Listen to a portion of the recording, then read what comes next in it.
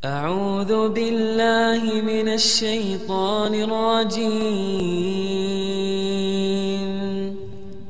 بسم الله الرحمن الرحيم.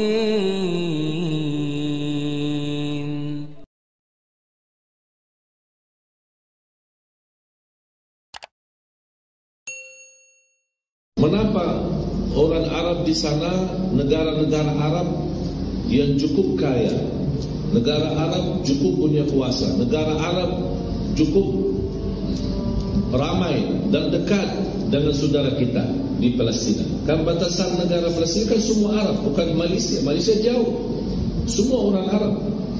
Tapi mengapa negeri Arab tidak bersatu untuk bagi tolong saudara kita di Palestina? Kalau bagi rakyat, alhamdulillah mereka bersatu. Tapi apa boleh buat rakyat kalau pemerintah tidak bersatu?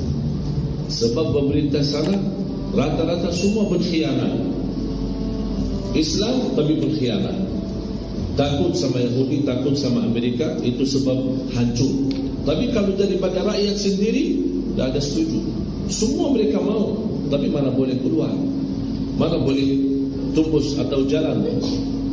Padahal ada orang berupaya, boleh dia jalan sembunyi-sembunyi, boleh dia berupaya sampai datang masuk Palestina. Saya kenal banyak keluarga, sahabat-sahabat yang punya kemampuan, dia terus. Padahal dia masih usia muda, masih sekolah, masih kuliah. Dia nampak saudara kita di Palestina macam ini, dia tinggalkan kuliah, tinggalkan keluarga, dia terus di sana. Dan saya yakin kalau pemerintah di sana semua boleh buka jalan untuk tak perlu pakai senjata, tidak perlu perang, lepaskan saja, biarkan rakyat saja masuk, umat Islam saya yakin akan satu. Apalagi Mesir, jumlah di sana cukup besar, 90 juta. Kalau dibuka pintu Rafah, kan ada pintu Rafah itu. Sekarang yang menutupi pintu Rafah siapa? Bukan Israel, Mesir. Saya kemarin berupaya sama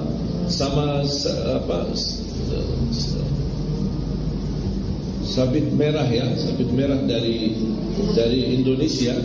Saya mau ikut bersama-sama untuk bagi tolong di Palestina. Tak dapat visa. Minta izin visa dari siapa? Dari Mesir. Dan Mesir tak bagi visa. Padahal kita bukan mau perang, kita mau bawa obat, mau bawa selimut, mau bawa makanan yang diperlukan oleh manusia. Inilah keadaan kita. Ini semua apa yang terjadi, kita tak boleh salahkan kerajaan atau salahkan pemerintah atau salahkan siapapun. Tapi memang kita semua masing-masing punya salah. Sebab banyak dosa kita, sebab banyak kita, walaupun kita tidak berdosa, tapi kita diam terhadap dosa. Ada orang tidak berdosa, tapi dia diam, tidak mengingkari. Diamkan, dia biarkan, itulah akibatnya. Kalau umat Islam juga di sini juga sama kuat, mana orang Arab datang berani bermacam dosa maksiat di sini. Tapi sama, kalau dia dapat jalan terbuka, ada orang juga sama Muslim layani, dia sewakan tempat, ada tempat silahkan. Yang jual minuman keras orang Malaysia, yang minum minuman keras orang Arab, yang sama-sama wa ta'awanu dengan minum keras, bersama-sama kerjasama, bukan untuk kebaikan, malah na'udzubillah untuk dosa maksiat. Ini sebab keadaan umat Islam di mana saja, bukan hanya di sini, di mana saja keadaan umat Islam sama. Oleh sebab itu Allah menuji umat Islam, Allah jauhkan Masjidul Aqsa dari umat Islam.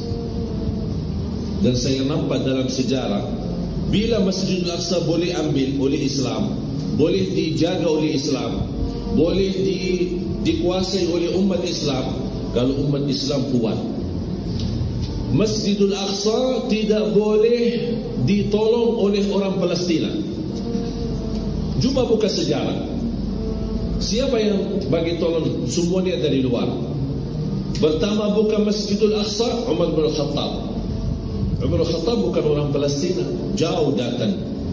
Terus dibagi kunci Masjidul Aqsa, diserahkan.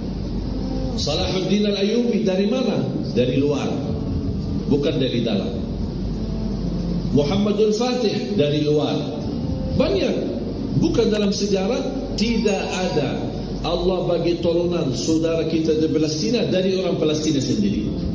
Sebab bagaimana keadaan umat Islam di luar Palestina, akan Allah bagi tolong di Palestina. Keadaan umat Islam kuat, bersatu, saling cinta agama dan betul-betul bermulia akhlak, Allah bagi kemudahan. Tapi umat Islam di luar negeri Palestina berpecah, bermusuhan, saling dengki, hasud, berburuk akhlak. Apa yang terjadi? Allah uji Palestina. Padahal Allah sudah janji Palestina itu adalah negara yang berkah. Subhanalladzi asra bi'abdihi laylan minal masjidil haram ila al-masjidil aqsa alladhi barakna. Allah bagi berkah. Bukan hanya berkah Masjidil Aqsa, tapi semua sekitar Masjidil Aqsa pun dapat berkah. Minyak zaitun yang paling bagus, murni dan termurah di dunia, minyak zaitun Palestina. Tapi sayang sekali, minyak zaitun Palestina sekarang dikuasai oleh Israel.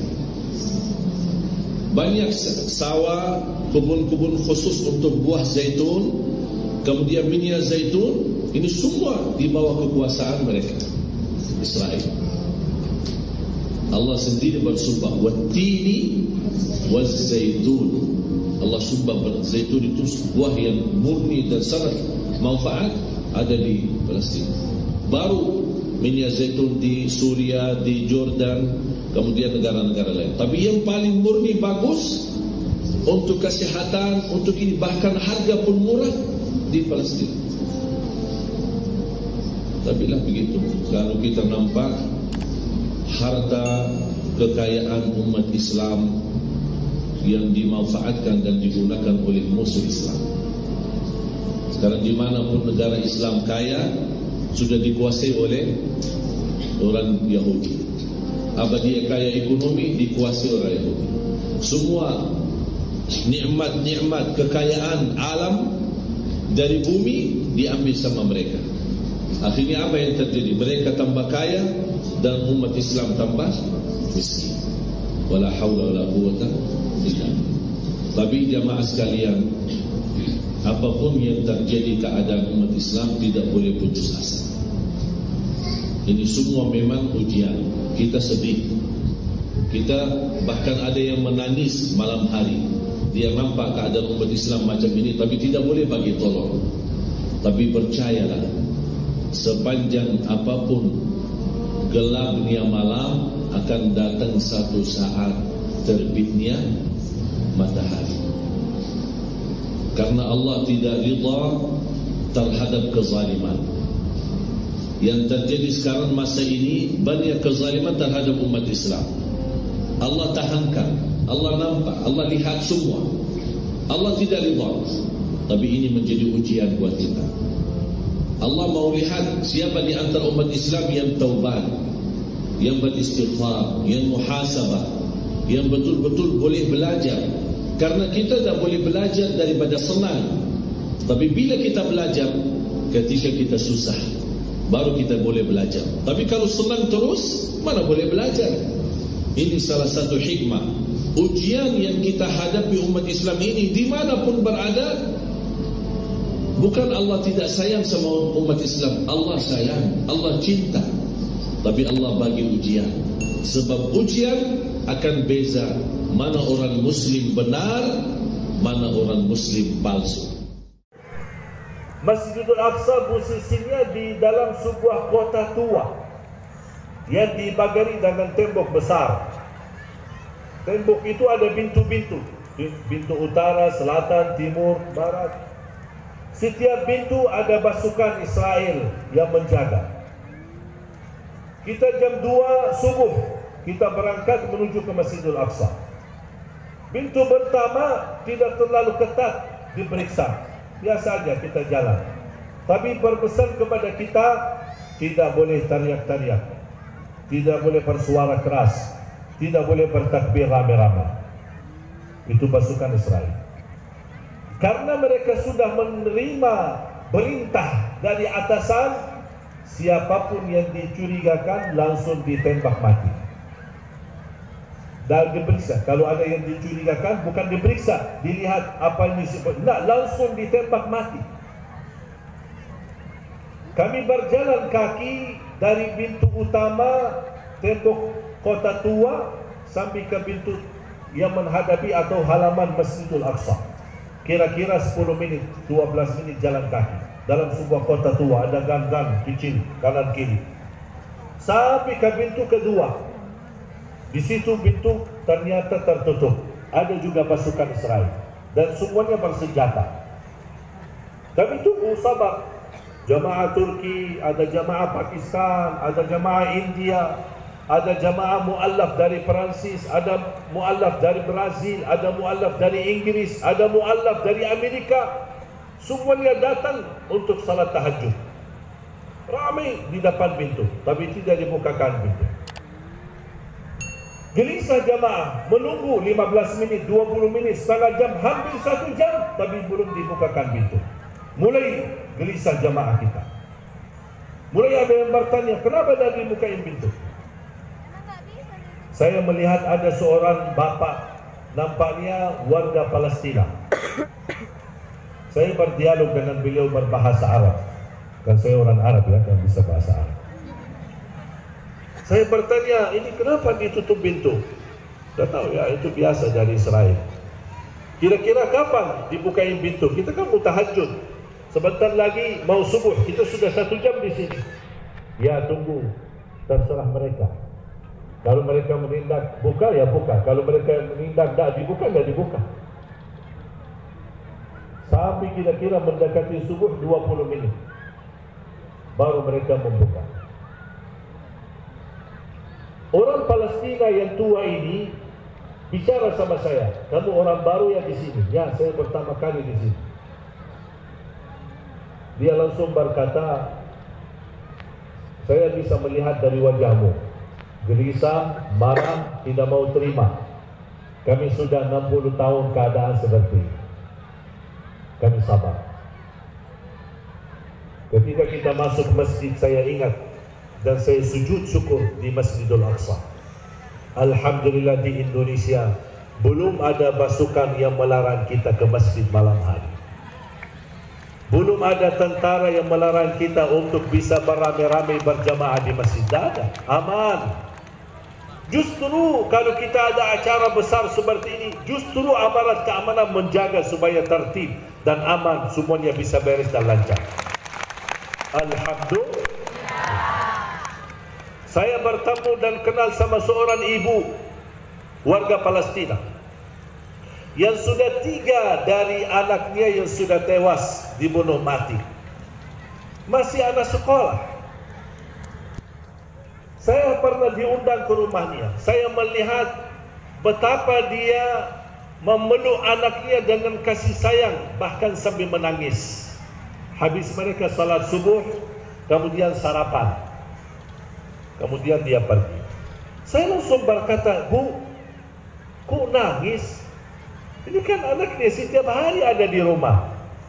Kata beliau, saya sudah punya 3 anak yang sudah mati karena dibunuh sama pasukan Israel. Saya setiap hari memeluk anak saya di pagi hari dan sambil berdoa. Di siang hari saya tunggu di belakang atau di luar halaman rumah, menunggu dari jauh melihat anak-anak yang sedang lari pulang ke rumahnya masing-masing. Apakah ada di antara mereka anak saya yang sedang pulang atau sudah tewas? Perasaan itu sudah puluhan tahun yang saya rasakan. Pertanyaan saya kepada jamaah, pernahkah merasakan seperti itu? Pernah bapak ibu merasa ketakutan kalau anaknya pergi tapi takut mati di jalan? Pernahkah kita melepaskan anaknya bersama teman-temannya dia bermain atau bersama teman-teman pergi sekolah? Ada rasa gelisah, dia tidak bisa sampai selamat dengan sekolahan. Ada enggak kira-kira? Tidak pernah ada. Mengapa tidak pernah ada rasa kekhawatiran, rasa ketakutan, rasa gelisah karena aman. Nabi Ibrahim ketika Allah perintahkan berhijrah dari Palestina ke Masjidil Haram, belum ada Ka'bah, masih Makkah, tanah padang pasir, kosong, sepi, tidak ada siapa-siapa. Apa doa Nabi Ibrahim yang pertama yang dia panjatkan di saat dia tiba di tanah Makkah? Dia berdoa, wa idh qala Ibrahim rabbi ij'al hadha baladan amina, rabbi ij'al hadha baladan amina warzuq ahlahu minas thamarat. Dia berdoa, ya Allah, jadikan negeri ini negeri aman dan bukakan pintu rizki untuk negeri. Sebelum memohon rizki, keberkahan rizki, kemakmuran rizki, kelancaran rizki, dia minta nikmat aman. Karena adanya nikmat aman, lancar rizki kita. Adanya nikmat aman, mudah aktivitas mencari nafkah dan mengurusi keluarga. Adanya nikmat aman, nyaman anak kita bermain sama teman-temannya. Adanya nikmat aman, kita bisa tidur malam hari di rumah kita dengan kita membaca Bismikallahumma amutu wa ahya dan membaca ayat Al-Kursi. Tidak ada rasa kekhawatiran dan ketakutan, karena kita insya Allah di negeri yang begitu aman dan berkah. Ingat jamaah sekalian, nikmat aman itu sangat berharga, wajib kita jaga. Dan selalu saya sampaikan, nikmat aman bukan tugas aparat keamanan saja, tapi tugas kita bersama menjaga nikmat aman. Dan tidak boleh membiarkan orang yang membahayakan atau merusakkan nikmat aman di negeri kita. Bapak Ibu jamaah sekalian, ketika saya di Indonesia, ternyata saya sudah 2 minggu yang lalu berada di Palestina dan mendapatkan alhamdulillah sebuah kehormatan yang saya tidak pernah bisa bayangkan. Ketika saya berkunjung dan bertemu para imam di sana, dan alhamdulillah disambut dengan baik, walaupun ada sebagian dari mereka baru saya kenal di sana, bukan kenal lama. Dan kemudian diajak untuk salat maghrib berjamaah di Masjid Qubbah As-Sakhrah yang disebut Qubbah Mas. Itu titiknya tempat Mi'raj Nabi Muhammad. Jadi Nabi SAW habis salat, dari situ berdiri di atas sebuah batu yang begitu besar, kemudian dibawa naik bersama malaikat Jibril ke langit yang disebut Mi'raj. Jadi cerita Isra Mi'raj terjadi di sana. Dan begitu selesai iqamat salat maghrib, saya langsung didorong oleh imam untuk jadi imam. Saya jujur saja kaget, sampai bergetar badan saya tidak pernah nyangka, bahkan saya tidak pernah minta. Tapi alhamdulillah ini menjadi sebuah karunia dari Allah Subhanahu wa taala, bisa mengimami maghrib dan isya di tanah suci Palestina. Saya melihat keadaan di sana, perjuangan warga Palestina luar biasa. Saya saja datang ke sana silaturahim, berkunjung hanya 3 hari. Tapi jujur saja merasa tak kuat. Kita datang dari hotel menuju ke Masjidul Aqsa dari jam 2 keluar dari hotel. Berkeinginan bersama beberapa jamaah, berkeinginan untuk tahajud di Masjidul Aqsa. Posisi Masjidul Aqsa berada di sebuah kota tua, dan kota tua ditutupi dengan pagar yang cukup tinggi, dan ada pintu-pintu, ada beberapa titik pintu-pintu masuk. Kalau kita masuk dari pintu utama, berarti kita masuk ke dalam kota tua. Di situ ada kampung, ada rumah-rumah, ada toko-tokoan, ada sekolah, ada macam-macam orang tinggal di dalam. Habis kita lewati kampung dalam, ada pintu lagi yang masuk kepada halaman Masjidul Aqsa. Halamannya sangat luas. Kami begitu masuk pintu utama, sampai ke pintu kedua untuk masuk ke area masjid, ternyata tertutup. Kami menunggu karena dijaga oleh pasukan Israel. Bayangkan, kita mau masuk masjid, yang di pintu-pintu itu pasukan Israel, tentara dengan senjata masing-masing.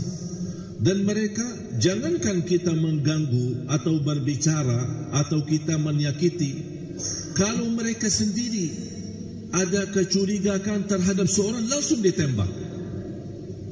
Karena mereka tahu siapa yang mau hukum mereka. Tidak ada, tembak mati, udah selesai, udah angkat, tidak usah kita bicara panjang lebar. Itu cara mereka. Kami ditahan dari jam 2 sampai jam 4, sabar menunggu. Dan jamaahnya cukup ramai, dari Turki, dari Indonesia, dari Malaysia, dari Singapura, dari Inggris, yang mu'allaf, dari Perancis, semua Islam. Mereka datang ratusan orang, bahkan ribuan orang, termasuk warga Palestina sendiri. Sampai jam 4, sebelum azan subuh 55 menit baru dibuka pintu. Saya melihat di saat itu seorang kakek yang sedang duduk, warga Palestina. Saya ajak bicara, karena saya kan orang Arab ya, bahasa Arab. Jadi saya ajak bicara dalam bahasa Arab dan menanyakan bagaimana keadaan ini. Kata beliau, udah biasa. Kami sudah di sini 60 tahun. Digituin seperti ini. Bayangkan, si kakek ini 60 tahun tidak pernah putus asa. Dia berkata, kami datang di sini dengan harapan InsyaAllah dibuka pintu jam 2. Kalau tidak dibuka jam 2, dibukalah jam 3. Kalau tidak dibuka jam 3, dibukalah jam 4. 60 tahun seperti ini. Tidak pernah komplain, tidak pernah marah, tidak pernah protes. Hanya sabar dan hanya berkata hasbunallah wa ni'mal wakil. Hanya berserah kepada Allah subhanahu wa ta'ala. Saya mengambil pelajaran. Begitu semangat seorang kakek yang sudah dalam kondisi cukup tua, dalam kondisi barangkali kurang fisiknya, tapi mau bertahajud bertahun-tahun bisa menjaga kemuliaan masjid di sana. Bayangkan bagaimana kita di Indonesia. Kalau kita terlarang masuk masjid, harus proses, dijaga, di macam-macam. Apa yang terjadi di Palestina menurut saya ini tergantung keadaan umat Islam seluruh dunia. Umat Islam kalau benar-benar bersatu, tidak akan mungkin ada keberanian seperti ini. Tapi mereka tahu umat Islam berpecah belah.